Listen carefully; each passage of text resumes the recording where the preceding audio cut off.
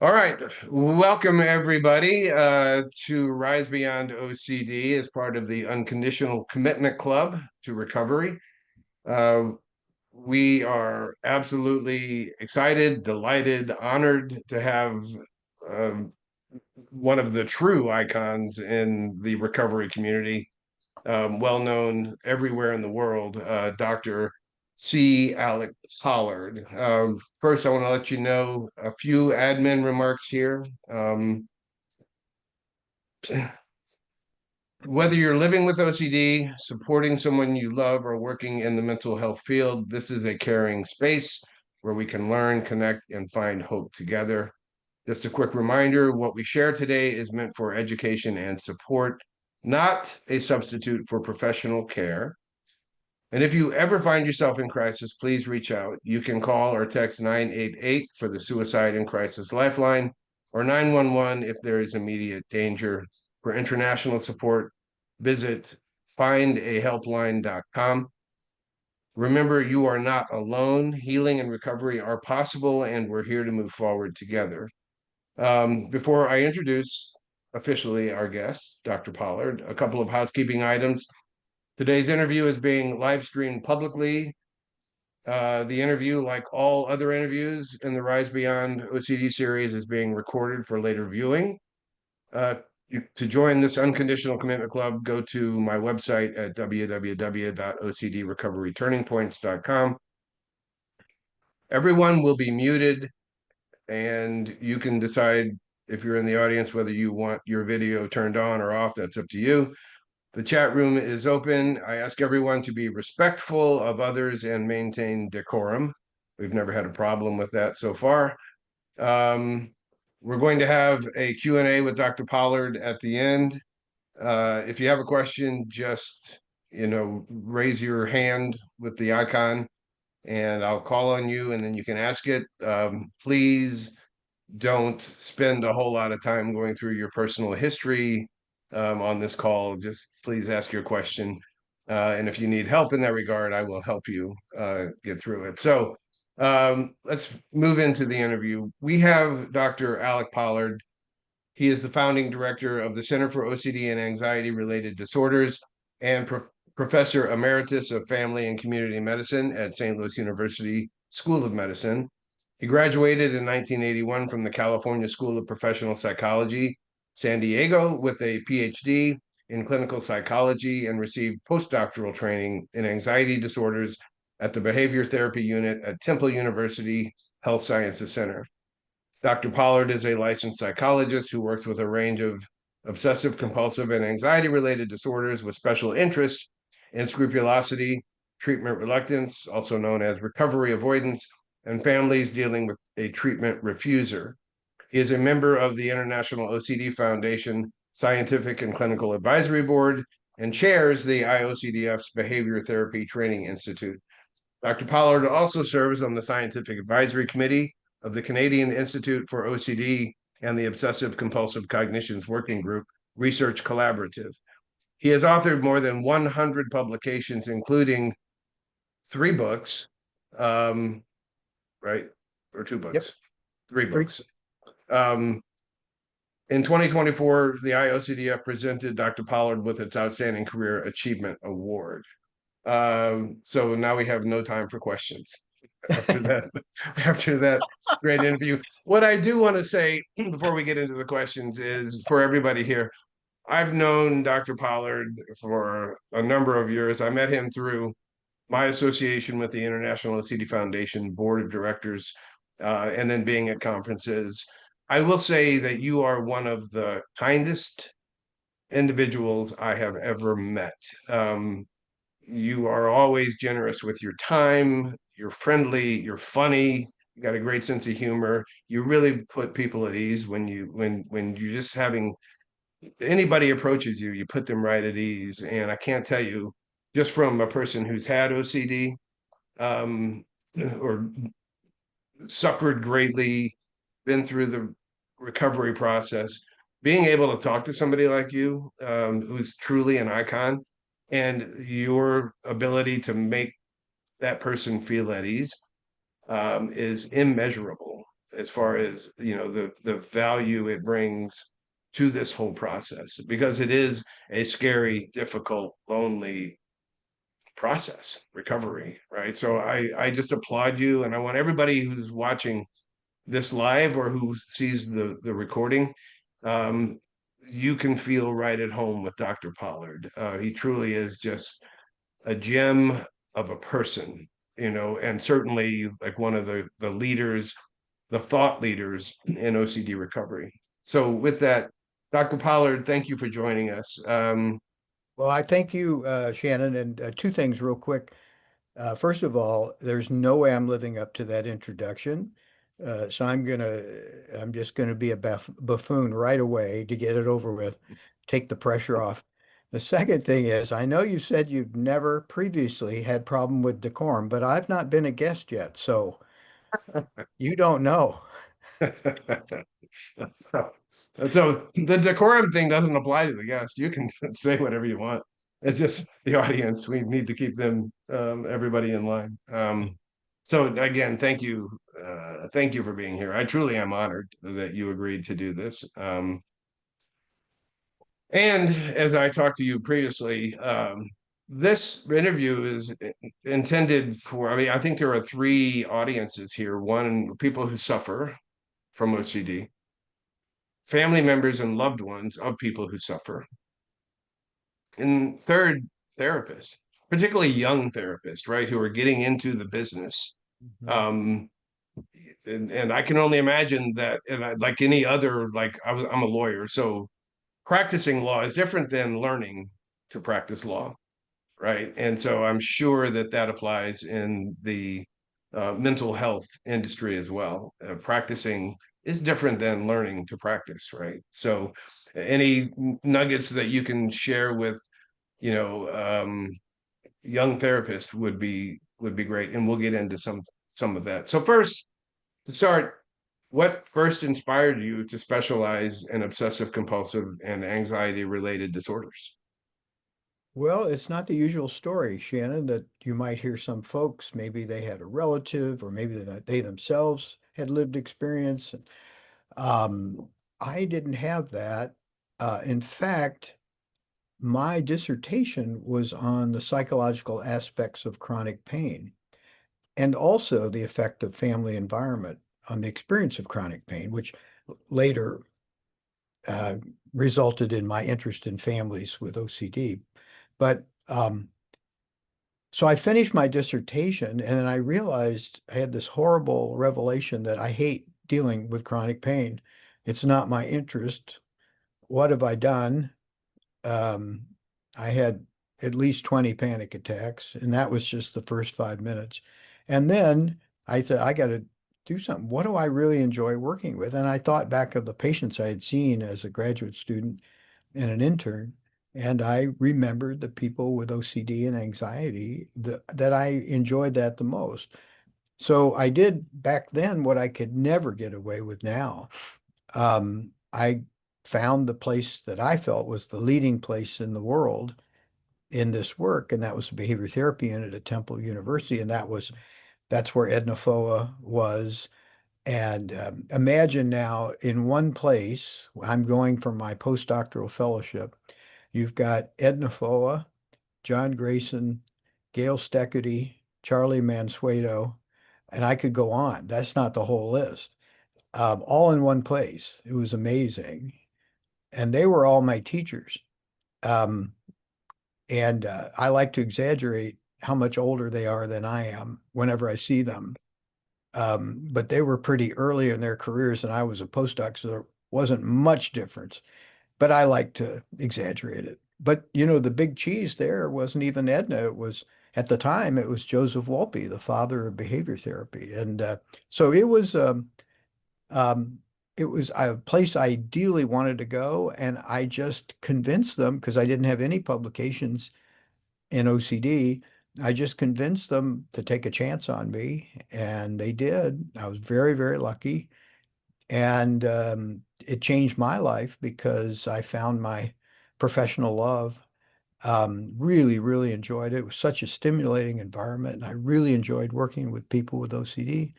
And after my year of fellowship there, I I was looking to start because there weren't centers hardly anywhere at that time.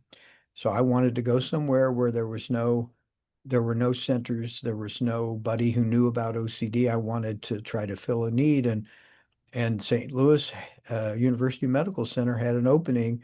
They wanted they wanted a director. They wanted to start an anxiety center, um, and so I applied and got the job and been here ever since. And Was there that was 1903, oh 15. I don't know. I just know one of the Roosevelts was president. I think I yeah. could, but it was a long time ago. Yeah. I tell my kids way back in the 1900s, right? And Yeah, so, I know. um, um, okay, well, was there this kind of a two-part question here?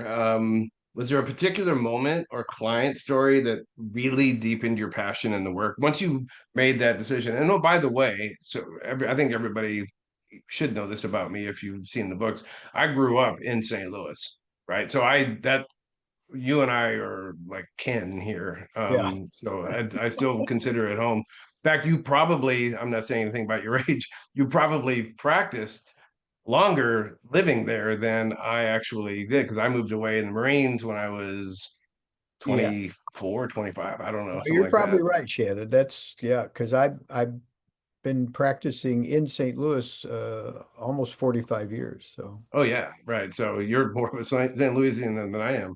now I want to be Um, clear, I was a child prodigy. I started when I was 5 years old. all Graduate school at 4.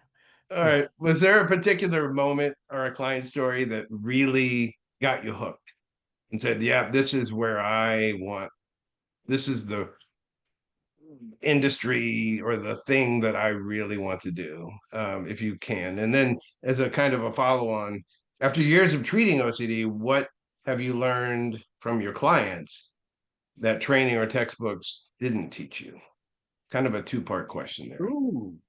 I was told there'd be no math. I don't there. know. Um, well, let me do the first one because I don't have a single case that I would say this is the one that really, it was really a culmination of the of cases. And I mean, there was a single issue that got me into it, and that was I got to see people's lives improve. And a lot of people don't realize this, but OCD prior to the both the development of the behavioral interventions and medications, the serotonergic medications. Prior to that, OCD was seen as completely untreatable for the most part. And so if you had a diagnosis of OCD, it was a death sentence because um, there was nothing that could be done for you. You just sort of had supportive therapy the rest of your life. Um, so to see, I was trained under that mindset and, thinking like, oh, okay, well, OCD, you can't really help them. And then to go and see what can happen and how lives can change, it was that so much more than a single case, that That's a really great answer. That's truly a great answer for that one. remarkable. And that's when I drank the Kool-Aid. Now, I have to be careful using analogies that are from 500 years ago because I more and more over the years I notice my younger patients looking at me like, what are you talking about? And drink the Kool-Aid's kind of on the edge, like some of the younger folks don't know what you're talking about there. Um, but what was the second part now? I'm sorry. What was part two? Um, what have you learned, just generally, what have you learned from your clients in treating them that training or textbooks didn't teach you? Oh, yeah. Oh, that one's easy. Um, and that is to recognize how hard it is to change and to be patient about that. Because when I first, was a young student and I'd be ready to treat people in the parking lot before they even registered. Let's get going. Let's do exposure. I have these great techniques are going to help you. And I didn't appreciate the importance of being ready and really preparing yourself and understanding the factors that are really important for patients to prepare themselves to be successful in ERP, and the realization that some people, it's not the time for them to do it.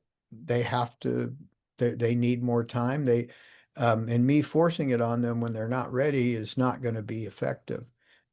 So recognizing the importance of readiness for change, and also then the importance of looking for ways we can move people in that direction and prepare them for change. Those were things that I didn't have any concept of when I first started. And I would say to people who are coming into the field now, um, we're better in our community about talking about readiness for change and resistance and all of that than we were back in my day. But it's something that you have to hone your skill and your appreciation for its importance.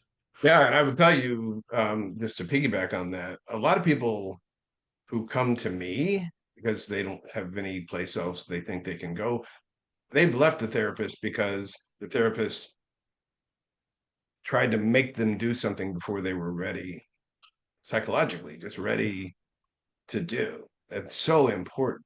Um, how do you best explain OCD to your patients and their family members? Just generally, how do you would say you have OCD? Okay, that's kind of what this means to you. I mean, if you had to like lay it out simply for them, how do you explain it? Yeah, well, I usually start by well, there's a difference between if I'm giving a talk to a large group of people and I have to explain OCD, then I have to Right, be more generic. right. Um, but if I've got someone in my office, a real person who, um, and I hate when the not real people show up in your office. I don't, what are they doing here? I'm supposed to be treating real people. Um, but this real person who has a specific manifestation of OCD, I'd like to start with that and kind of go through their symptoms, like, you have this and you have that and you have that, and then put it into the framework of what OCD is with its two components, the obsessional part and the compulsive part. And so try to help them understand uh, which, what their symptoms are and where it fits into either the obsession or the compulsion. And then I try to help them understand that how common it is and try to destigmatize it, because even today, although it's better, people come in with a lot of embarrassment and humiliation about having this condition. Um, but I will say this, it's a lot better than it was when I started in the field. That's a great segue then to the sex question about what are some of the biggest myths or misunderstandings about OCD that you've encountered that you'd say, no, that's not right, right? That and you hear him say it.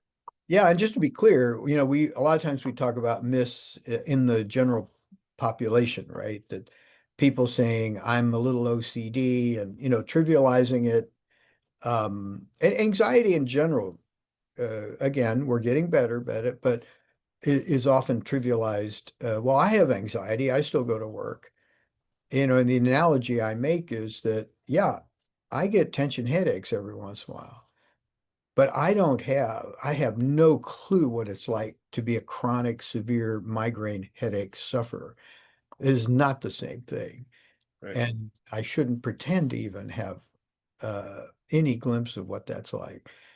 So, yeah, so it's trivialized in the general population, but often what's more important really is the myths that our patients come into therapy with. Even though they've started to get educated, they themselves often have myths about therapy or treatment. Um, for example, the therapist is going to make me do something against my will. even the patient you just quoted, whose therapist apparently did try to get them to do something, they can't make them do anything that they don't want to do. They're in charge of the therapy. I've never been in charge of therapy, and it makes me sick. Someday I want to be in charge of therapy, just one time. But generally, the patient is in charge. I don't go, no, you're going to do this whether you want to. No, I want them to understand the concepts, what recovery is going to take, and they have to decide when and if they do each step of the recovery process. I'm there to support them. Maybe I'll nudge them a little bit, but just as often I'm trying to slow them down because maybe they're getting overwhelmed and trying to do too much. So one myth, is that the therapist is going to make you do things uh, in therapy, and nothing could be further from the truth. And if that really is happening, get the heck out. If you're getting into power struggles with the therapist over, because, and by the way, I will say that it's probably 50% the therapist and 50% you, meaning the patient, that if you are not understanding this is your therapy, you're in charge. Tell them to back off. What you tell them what you need, what you're ready for. So that's one myth. The other one, uh, well, there's certainly a lot of them that have come up over the years. Just right OCD, we can't treat that because there's no fear. Well, that's not true. There was the old myth of pure obsessionals. The idea, and I have to say pure obsessionals, you should never say pure obsessionals without quotes, air quotes, particularly air quotes. Because and that was the idea that you could have an obsession without a compulsion, which Right. is absurd. Because according to all the theories, if you had an obsession and you had no compulsion, you would have habituated to the obsession because you would have learned that this thing that keeps popping up doesn't, nothing bad happens. It is the compulsions that are the toxic part of this because they create the illusion that something bad will happen if you don't do the compulsions. As long as people keep doing the compulsions, they're going to believe that the bad thing would have happened. And the Right. only way, and that the way I try to explain this is a mediocre joke about the guy with the elephant gun, and he's sitting in his backyard in a patio in a lawn chair with this huge elephant gun sitting next to him, and his neighbor looks over the fence and says, "Hey, Jack, what the heck you doing?" And he says, "I'm keeping the elephants away." And Jack said, "Well, his neighbor said, well, there's no elephants in Ladue, Missouri." And he said, "See how good it works?" So that's the elephant gun is our patient's compulsions. They have Yeah. to put the gun away and go back out in the chair and see, do the elephants indeed really show up? And only by putting the elephant gun away will they be able to learn that. And their brain has to learn through experience. It can't learn through just didactic education. And that just seems to be the way the emotional center of our brains work. So, but it's easier said than done to put those elephant guns away and sit there as long It's a as great analogy. I'm going to steal it, but I'll give you credit for it. oh no, I stole Um, it from somebody else and I couldn't even tell you why. That's what's so sad. I can't even remember who I steal from. Yeah. all right. One of your special interests is scrupulosity. Um, can you give us the basic 101 on what scrupulosity is? And then why is it especially painful for or confusing for those who experience scrupulosity? And I know it can manifest in different ways, but just give us like a basic 101 on it, Yeah, if I'm you going to would. start with what it isn't and then move my way into what it is, if that's all right. I'm just oppositional, Shannon. I'm sorry. Sure. So what it isn't is um, a strong commitment to religious beliefs. It isn't that. It's the opposite. Sometimes scrupulous people are sort of talked about as if they're super religious. And that is not true. They're super afraid, but they're not super religious. In fact, a lot of their compulsions end up being either against the religion, um, or at least in way in excess to what the religion would prescribe, and or um, ignores other parts of religion because of their compulsions. Like, for example, if a patient is having bad thoughts about, let's say, Jesus, if they're a Christian, and then you get them in the clinic and you do the interview, they say, "Well, yeah, I'm not going to church." What? You're not going to church? No, because they're afraid if they have a bad thought in church, it's even worse than if they had it at their home. Um, and and so there's this paradoxical behavior that sometimes is actually antithetical to, incompatible with actually living their faith. Or if they're praying every time they have a doubt, was nowhere in their religion does it say to do that. Nowhere. Um, uh, Generally, most religions are designed to have rituals, healthy rituals that are efficient, like confession or prayer or whatever, that allow them to function, get back into life and function, not stay up in their head all day. So I want to really kind of dispel another myth that somehow scrupulous individuals are super religious. Now, that's not to say they're not religious. Um, yes, and any more than I would say that checkers are not conscientious. Well, they are conscientious, but that's not what checking's about. Right. Checking is about self-preservation and, trying to get rid of bad feelings. It's not about humanitarian goals.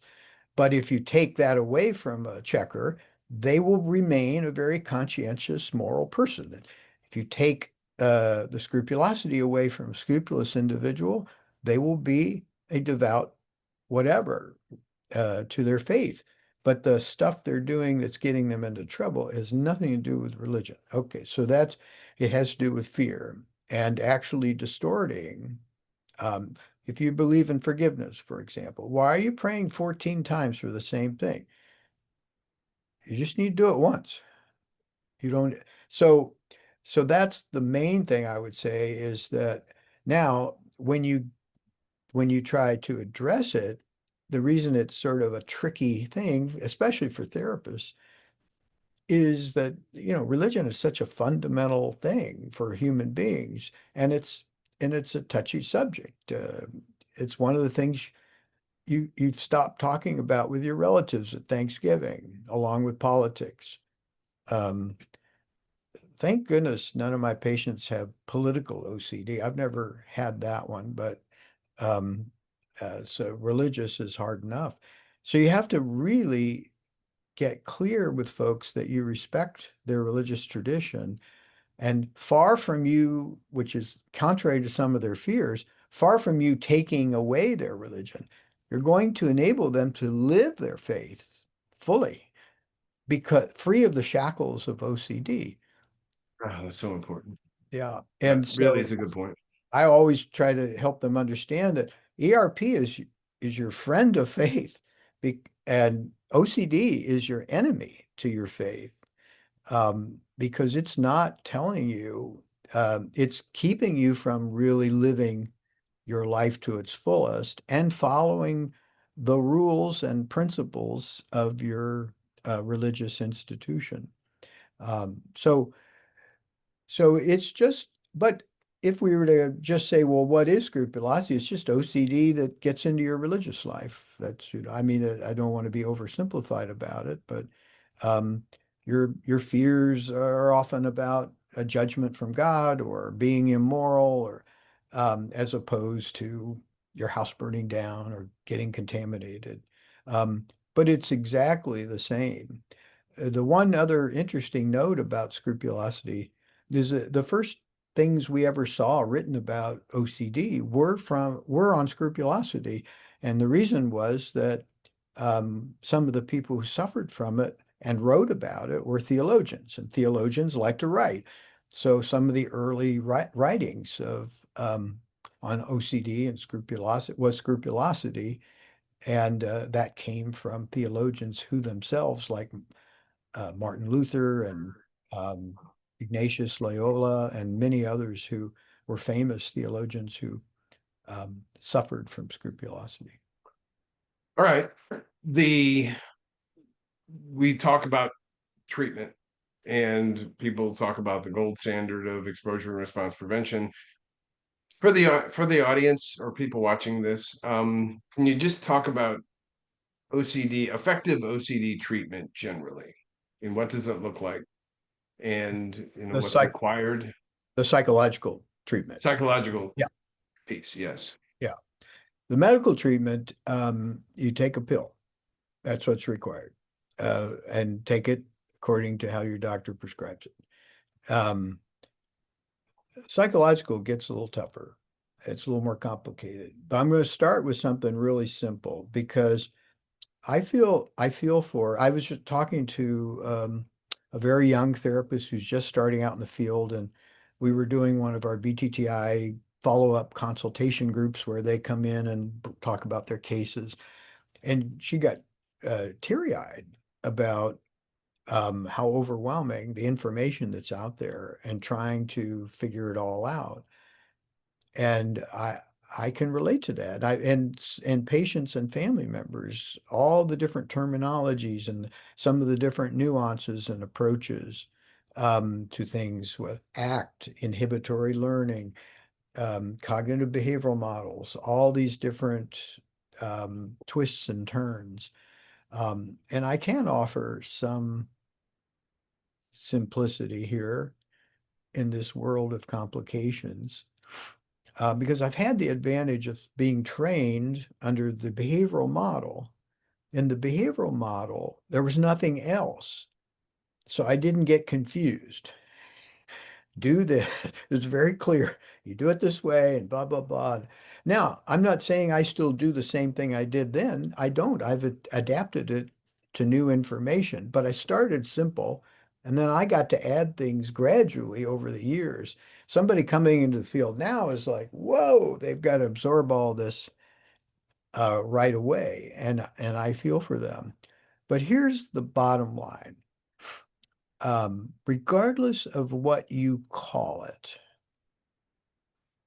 there is no psychological treatment that's evidence-based and shown scientifically to do something specifically for OCD, not just a placebo effect or anything. That's what science is all about. It's just to say there is something in this treatment that actually helps your condition beyond the placebo effect or something, or you like your therapist. It has to show above those things that there's a specific ingredient.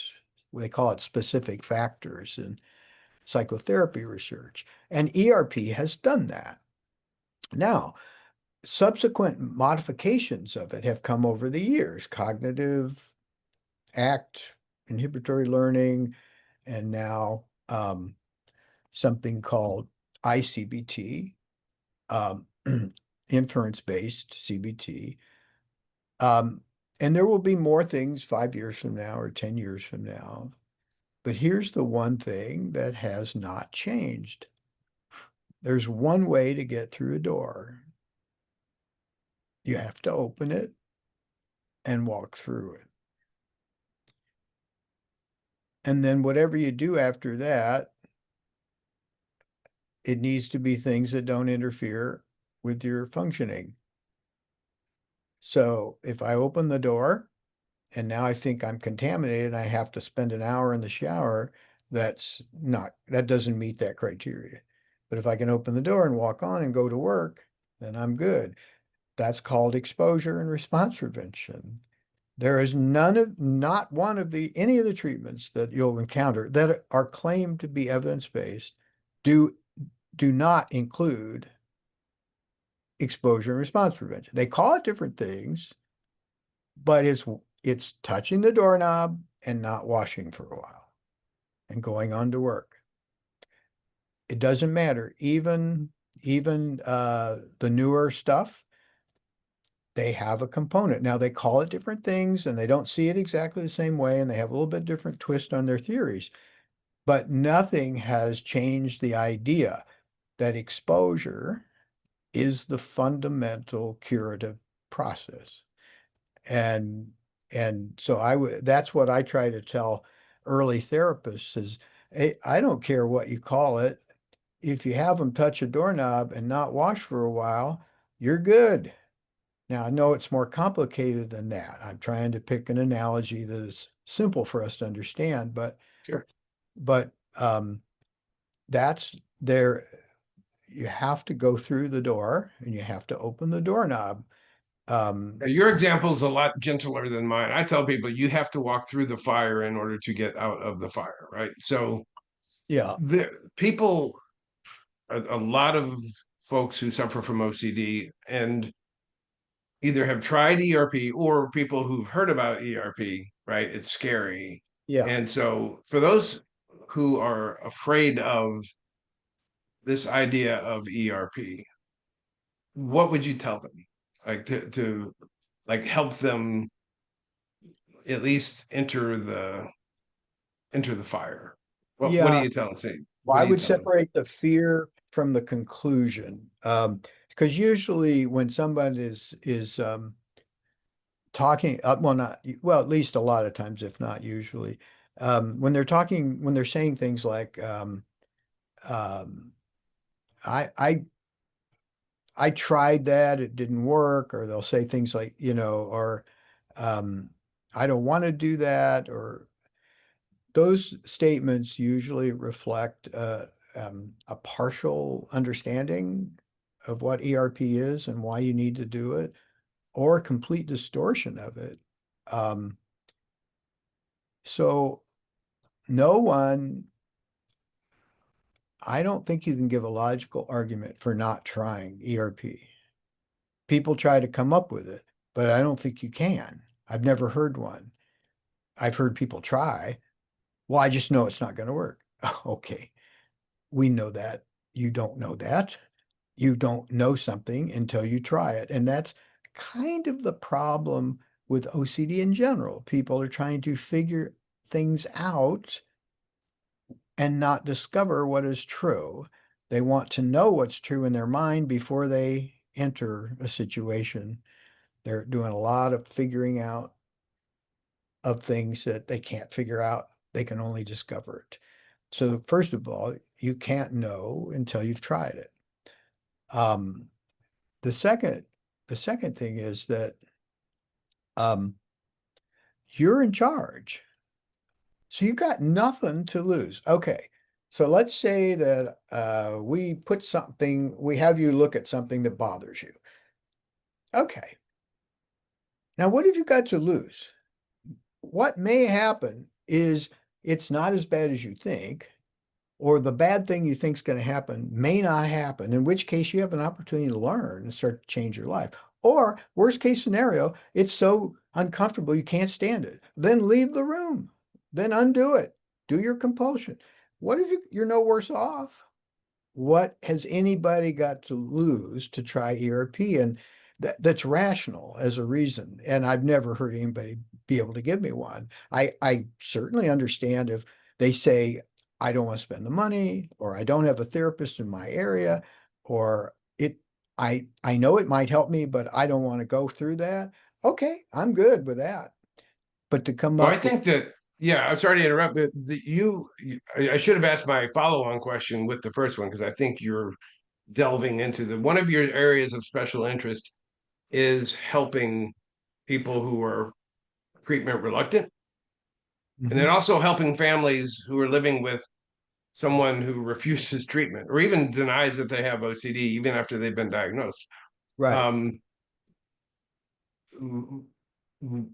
I'm just going to open the floor to you and say, because this is your area, one of your areas of special interest. What do you have to say to those people, both on the sufferer side who are reluctant, and I think you're already starting to go here, but also to family members who have a treatment refuser living in their house? Yeah. So uh, after a number of years of practicing, uh, I became particularly interested in the people we didn't do as well with. And I'm all for the people we do well with, and I'll wish them well, but my interest really, like, I wanted to know what's going on here. What are the factors? Can we identify factors um, that maybe we could figure out things to do about? Um, and one of the things that arose, and we have to make a distinction between um, whether a person is treatment reluctant versus treatment resistant or treatment refractory, we would say. If a person has an adequate dose, let's use the medication model because it's easier to start with. If you're supposed to take so many milligrams of whatever drug, and you're supposed to take it along a certain schedule, if you don't take the right number of milligrams or you don't take it on schedule, and you don't respond, wouldn't call you treatment refractory. You're only treatment refractory if you have taken an evidence-based treatment and absorbed it exactly the way you're supposed to. Then we would say you're treatment refractory. This treatment is not benefiting you for some reason, but it's not because you haven't had the proper dosage and the proper schedule.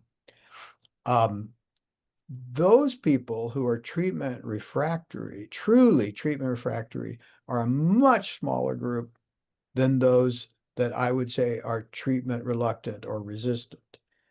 Um, and because most of the time, if we use the medication metaphor, they haven't had an adequate dose of ERP. They've either had too little of it, or they've only done half of it. They've done the E, but not the RP. Um, and they really have not been able to engage in the treatment to the level that you could say they've had the proper dosage of therapy. And that's the people that I've become interested in. And we talk about them as recovery avoiders.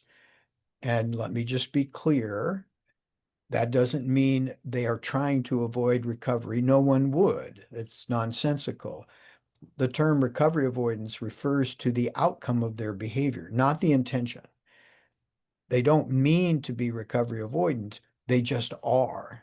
Their behavior is clearly and objectively opposite of what you need to do to recover. And so those folks and our group, we coined the term recovery avoidant, and because it captures a large group of folks who not intentionally are behaving in ways that are incompatible with recovery. And in the context of therapy, they are doing what we call treatment interfering behavior. They engage in behaviors that interfere with treatment. Again, they don't mean to do it. They're not doing it to be obstinate or lazy or whatever. And they don't love to be impaired, as some people have sometimes suggested about these folks. It's a terribly unfair way to talk about it. There are other factors that we know through behavioral research that drive treatment interfering behavior and make people not, have limited success in the therapy. What are those behaviors? Okay, well, first of all, the one that's most obvious is refusing treatment. The treatment refusers. If you don't go to therapy, well, it's obviously not going to help you. And you really can't find many good reasons not to at least try therapy.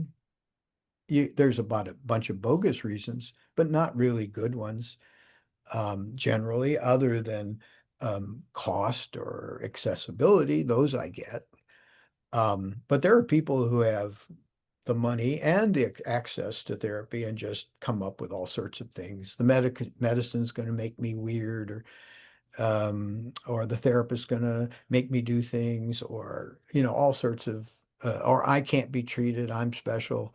There's so many different rationales that people make. And they make them because they're scared or something else is going on that drives them away from the recovery process. So that's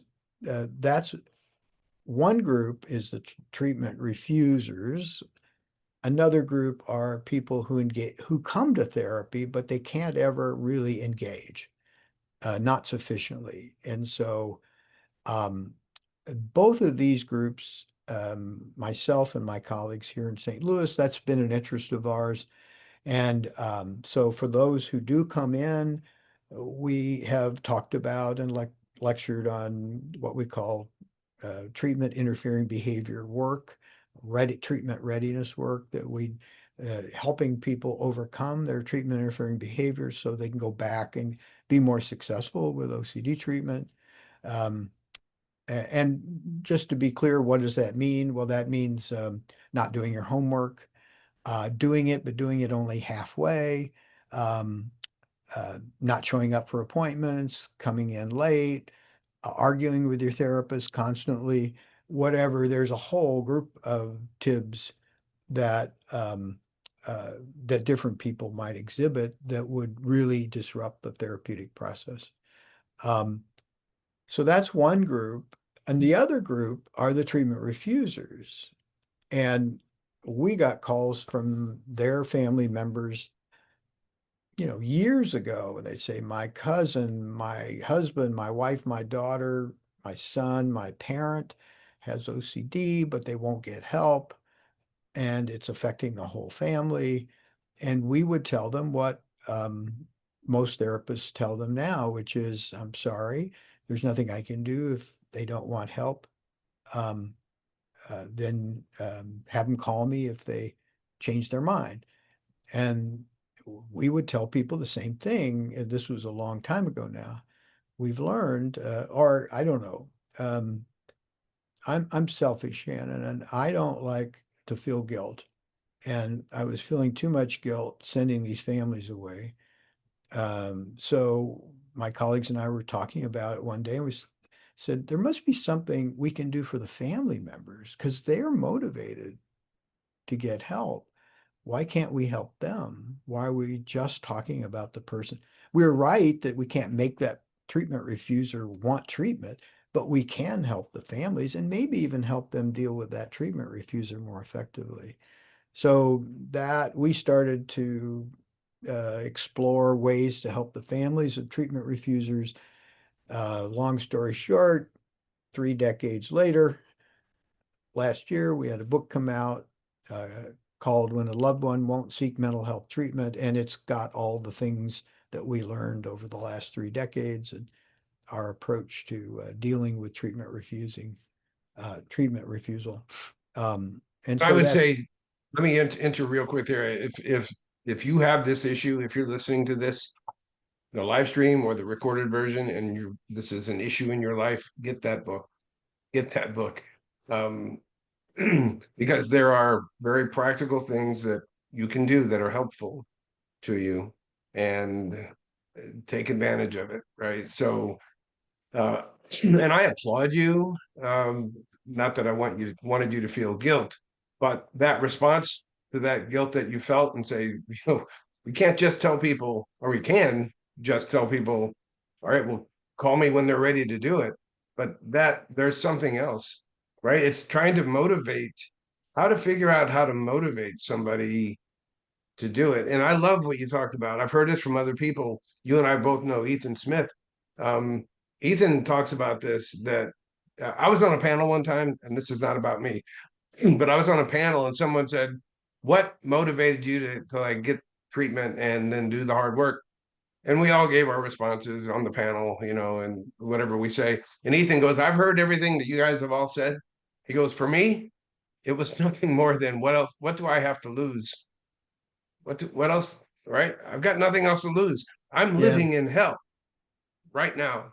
So if there's a chance, even a little, it's like the Dumb and Dumber movie where he goes, "You're telling me there's a chance, right?" there's a So, chance. so he's like, that was it. What else do I have to lose? And I heard that recently from somebody else. I go, why'd you call me back? He goes, I have nothing else to lose, right? So But that one of the that motivator. Go fascinating ahead.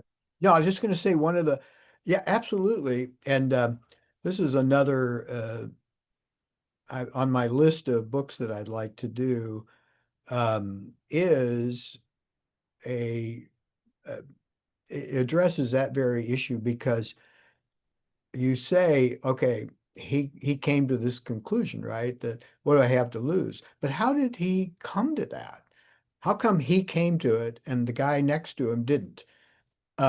Because it's so obvious. Um, and what I'm saying is that there may have been some obstacles um, that Ethan didn't have that would have kept him from coming to what I see as an obvious conclusion. I mean, objectively, right? Of Right. course, what have you got to lose? Your life is a mess from your OCD.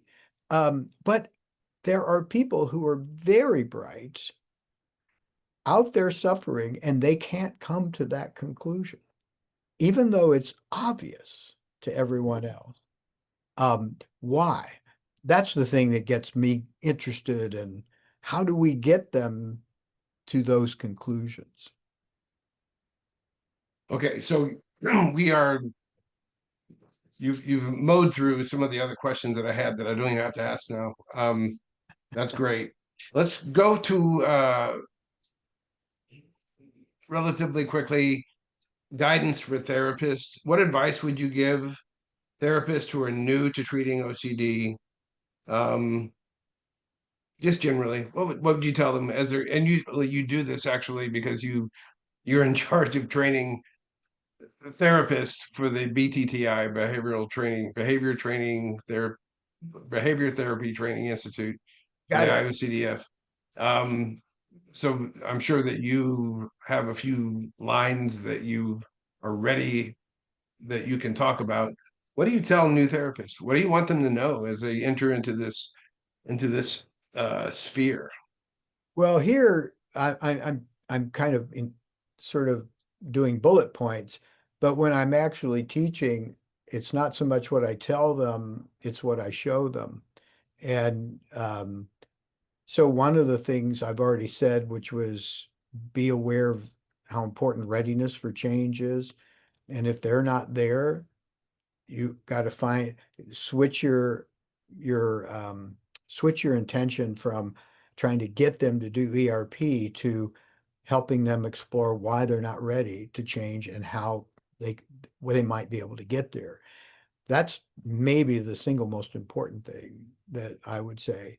Um, and then uh, be willing to uh, treat yourself the way you want to treat your patients. In other words, so a lot of the same principles that we're asking our patients to follow, we should follow. For example, stop overthinking things. Go give it a reasonable amount of thought, make your best guess, educated guess, and now go try something. So early therapists can get stuck in getting the perfect treatment plan before they want to do it with the patient. And weeks are going by, and no, you just go try. You had a good idea there. Try it, and then you see what happens, and then you can change it along the way. You can modify things based on what actually occurs. That's what we want our patients to do. What happens when you actually do this? Let's see, and then go from there. And so the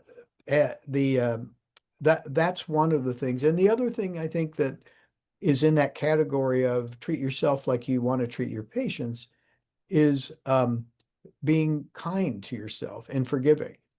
You're not perfect. You don't have to have the right answer every time. That's exactly what we want our patients to do. So don't chastise yourself if you made the wrong guess on something. Just correct it and move on. Model for your patient self-compassion. And, oh, I goofed. I'm sorry. We probably shouldn't have gone that direction. Let's go this direction. Um, and so those would be a couple of the things that I would Oh, say. that's And helpful. and one of the cases that I present when we're doing the all-day training for the therapist is a case that I got wrong. So we got the person better, But as I look back on it, I realized I could have done it a lot better. And so I presented on purpose so they can see you don't have to be perfect. It doesn't always go the way it says in the guidebook. And it's okay. It doesn't mean you're a bad therapist. It takes a lot of courage and humility to be able to do that professionally. I mean, I think that's wonderful that you have that courage and humility to be able to do that. And sometimes those are the best lessons to teach, right? That and say, hey, it happened to me, right? So, right, We it had makes people feel. I've done a couple of these now of, I hate this word, but senior clinicians, meaning mature and experienced, not, oh, of course. But anyway, senior clinicians, a panel, and the whole theme of the discussion was all the things I did wrong. And that all of us just go around and talk about the things that we screwed up. Um, and in for that very reason, to be a model for younger therapists, like, hey guys, um, you're human. Uh, you're not going to be a good therapist if you're too worried about being perfect all the time. Yeah, that's important. I mean, and I defend therapists a lot more than anything that I do. But for therapists, I love the therapists who are open to know, hey, what could I do better, right? What are people saying about the therapy community? And I think it's helpful when, and sometimes the clients are wrong or they're off base because of the condition that they're in, right? Things are a little distorted and confused. But if they say, I go, why did you leave your therapist? And they say, my Mm. therapist A was too arrogant, believed that he or she had all of the answers and wouldn't listen to me when I was trying to communicate, right? They say, no, that you just don't understand. And so I think that bringing in a little bit of humility, this whole I can learn and I'm not perfect, right? So I think that that's helpful. The last question about the therapist. When progress is slow with a client, when it seems like it's kind of taking them a little bit longer than maybe ordinary to get this. Um, what do you tell your therapist that you teach how to maintain some hope for themselves and how to avoid burnout when it just seems like you keep running against a brick wall? Is Yeah. that you understand my question? I mean, so Oh, yeah. Sure, sure, sure. And I mean, number one antidote to burnout is high doses of antipsychotic drugs. I like to take them whenever I feel burnt out. Um, no, no, just kidding. Don't try this at home, folks. Um, the there are patients that move slower than others. That's the way it is, right? So you have to start as you get more experienced in practice, you start to have more patience for the different situations. Some people are moving, you got to almost slow them down. Other people move slow. Now, the gray area on the moving slow is I like to sit with the patient and raise the issue every once in a while. Ms. McGillicuddy, who is my famous patient, she has every problem known to humankind, which is very nice of her because I can illustrate anything with Ms. McGillicuddy. So Ms. McGillicuddy, um, I've noticed that um, we're maybe not progressing as fast as you would like, or at least I want to check on that. Are you okay with your rate of progress? And then sometimes I'll even kind of make a guesstimate. At this, I'm fine with this is your life, this is your therapy. I'm fine with the rate we're going at. Um, but it, but on this pace, it will be X amount of time probably before you can go back to work like you said you want to do. I just want to make sure you're okay with that.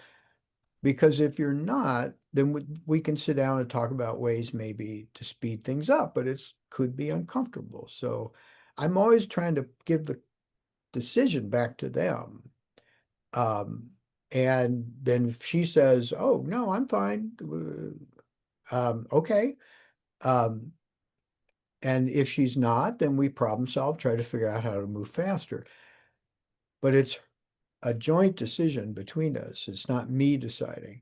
The second thing is if she's going so slow because of TIBs, because of treatment interfering behavior, so much so that I don't think she can get better without addressing the treatment interfering behavior, then it becomes I don't ethically feel comfortable treating you under these conditions anymore unless we address your treatment interfering behavior. I don't want to take your money or your time to treat you under conditions that I don't think will work. So if I've really gotten to the point where it's not just slow, but it's not going to happen unless we do something different, then it switches.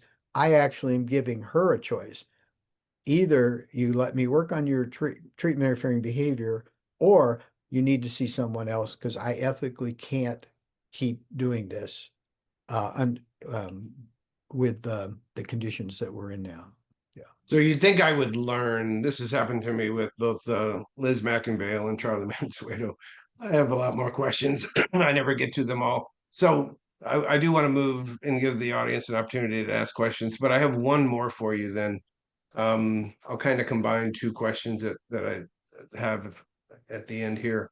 One is, um, how do you, Dr. Pollard, define success in recovery with OCD? And then also, if you have any words of hope for the people who watch this video, right? Something that you could say to them to say, hey, the effort is worth it, right? The effort that you're putting into this is worth it. So, how do you define success, and what message of hope would you give to the people watching this video? Well, success is you can have your official scientifically developed measures of treatment improvement, and you can have a certain score below whatever. But to me, the success is more meaningful if the patient said at the beginning of therapy, when I'm done, I want to be able to do these things.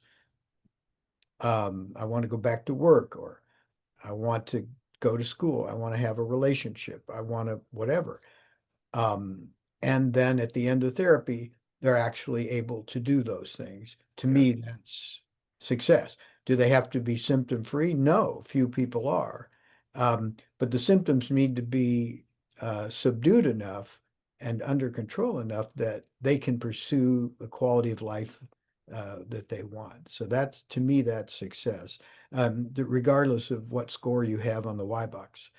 Um, the and the second question, the hope, um, I would say, if you haven't tried ERP, then um, you really have. I, I really hope you will try it and see what happens. You can quit if it's so terrible and so awful, and your therapist is forcing you to just quit. But you got nothing to lose to really go try it. Um, And if you have tried ERP and you feel that it hasn't worked for you, really um, try to go back and figure out what happened. Maybe even see a therapist and talk about. See if the therapist who's knowledgeable about ERP can explain to you why maybe you didn't benefit, what could be done differently. And I would absolutely, and I would say this for those of you who have been, quote, treatment failures, okay, with the quotes. If you go back and see somebody who does therapy, demand that they explain to you before you invest in the therapy what they're going to do differently this time around. And if they can't tell you, then leave. Because anytime we get somebody who's had ERP, at least uh, on the surface, our very first thing is like, okay, did they really have ERP? And if they did, what can we do different this time? Why did it not work? And trying to figure that out. There are reasons why ERP might not work for a particular individual, and you need to figure that out.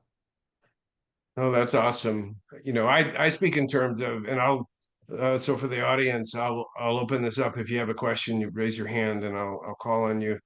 But just my own personal experience. The day after I was diagnosed back in 1997, way back in the 1900s, I was in the Marine Corps. The very first thing I read, I had to go to a bookstore to read, right? We didn't have like phones and stuff. You could just like look, what is OCD? The very first thing I read in a bookstore in Jacksonville, North Carolina, was OCD cannot be cured. And I can't tell you how demoralized I was. Yeah. And I was angry because my therapist didn't say anything about that. I was afraid I would lose my career if I had a mental disorder, but I couldn't function anymore. So I had to do something. So I was diagnosed. And then I read it can't be cured. And I was just Mm. beyond upset. So I confronted it was a Navy lieutenant who was my psychiatrist. And I said, you didn't say anything about this part. And he was like, he could see my anger. Um, and he said, hold on. He said, the professional community doesn't, they debate this topic of cure round and round. He said, they don't even know necessarily what causes OCD, much less whether it could be cured, whatever that means.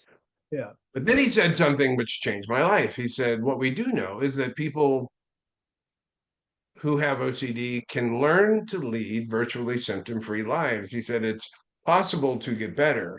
And I said to myself, this is kind of in that what do I have to lose category. I said, if that's true, I'll do whatever it takes. If there's a chance that I can leave this hell pit that I'm in.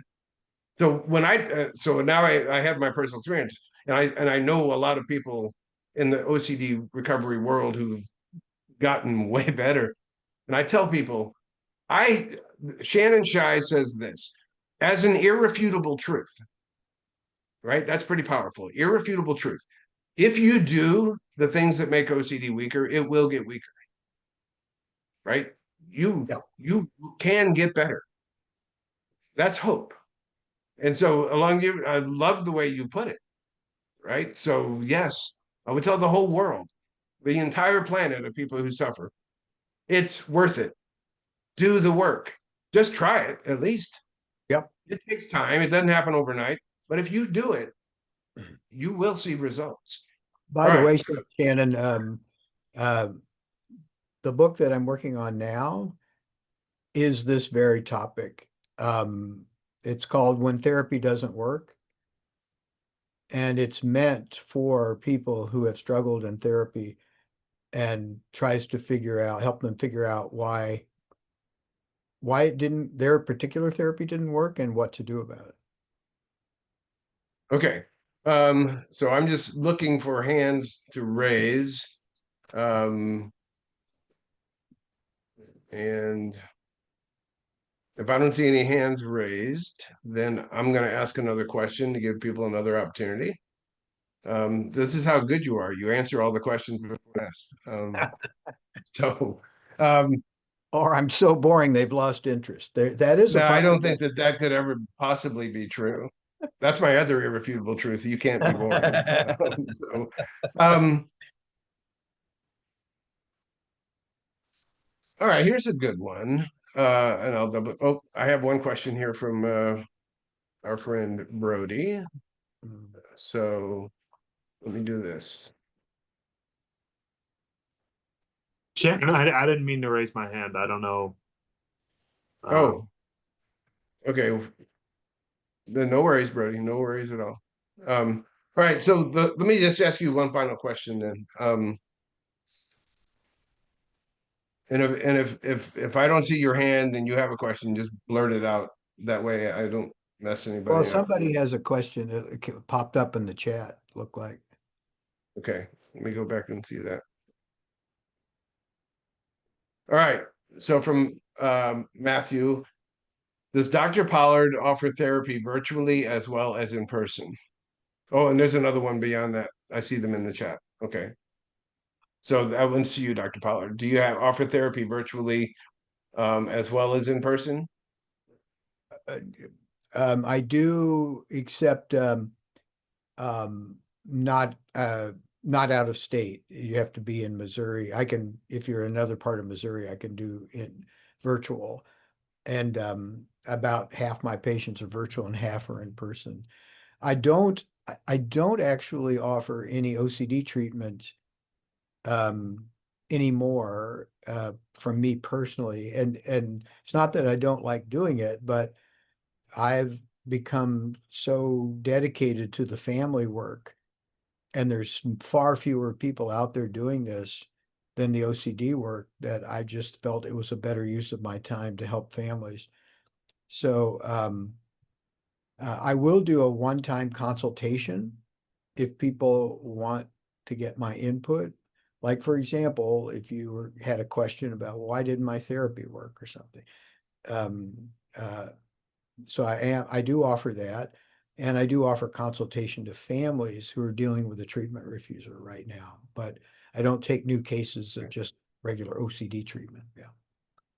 All right, we have a kind of a longer question from Nicole in the chat. I'll read it, and if we need to break it down a little further, we can. My son has had PANS since he was 7.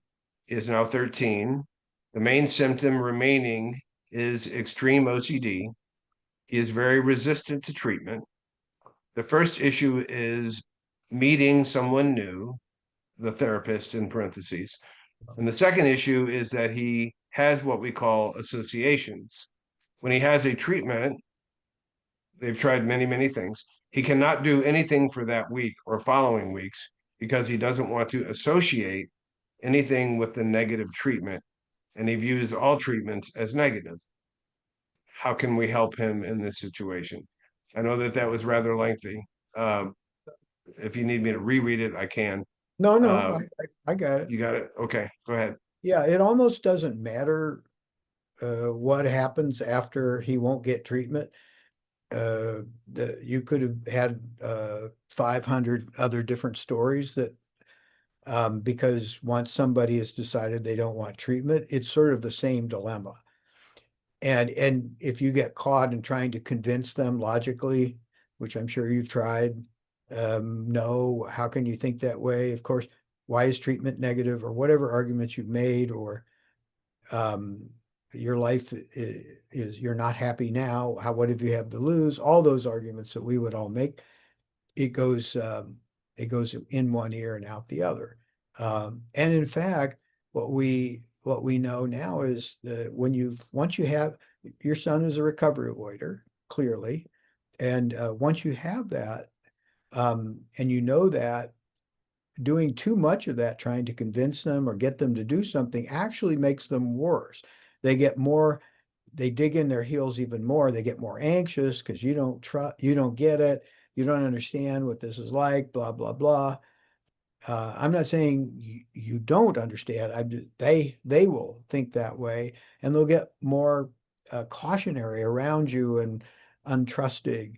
Um, uh, the best advice I can give you, I know it sounds self-serving, but I would really get a copy of the book that we were just describing, because you're in that situation. And there's a lot more in there than I can say in 2 minutes.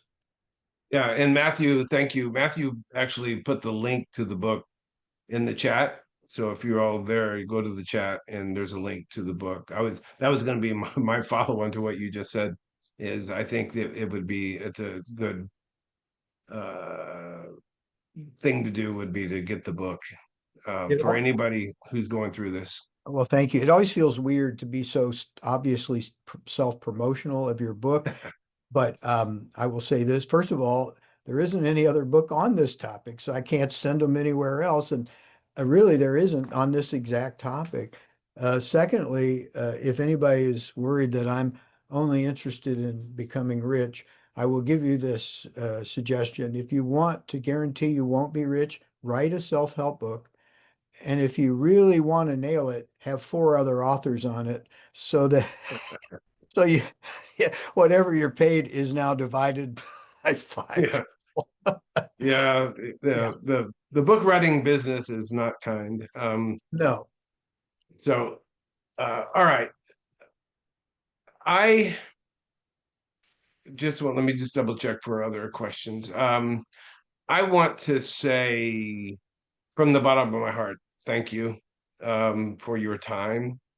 Again, when, and I think it was evidenced by the fact that the IOCDF gave you a lifetime achievement award in 2024. I was there when you received it. I was there for your wonderful acceptance speech. You truly are one of the icons in this, right? I'm really proud of the list of people I put together to do these interviews. It's my dream team of people in the space. You're again, like near the top of that pyramid, right? I don't know that I could put anybody at the top of the pyramid, but there's several people I can cram up into that corner of the pyramid. You're one of those. And so you were always just gracious and kind, smart, and love, chatting with you. So for all of the people who will watch this, all the people who join this. So thank you everybody for attending. But for everybody who will see this video, I just want to thank you from the bottom of my heart. You are a prince of a man, and thank you for all the sufferers and family members that you help. It truly is a lonely place when you suffer from this disorder. And we're all grateful that you decided a few years ago to make this your career. Thank you so much, Dr. Pollard. Really appreciate having you. Well, thank you, Shannon. And I'm going to now have to go stand in the corner and try to get over my embarrassment of how nice you were talking about me. I can't. It's very uncomfortable. I'm going to have to flog myself now. Thanks a lot. Well, I will tell you this, everybody who knows me, and you know me, but I never say anything that is untrue, right? It's the way I live my life. And Yeah. so if I say it's genuine and it comes from me. So thank you again. Thank you. Go Cardinals. Yeah. And yeah, and everybody, you'll be able to see this video after Zoom sends it to me from the cloud, whatever that means. I don't know. So, all right. Well, thanks, Out Shannon. here. Appreciate it. Yes, sir. Thank you. All right. Bye-bye, everybody.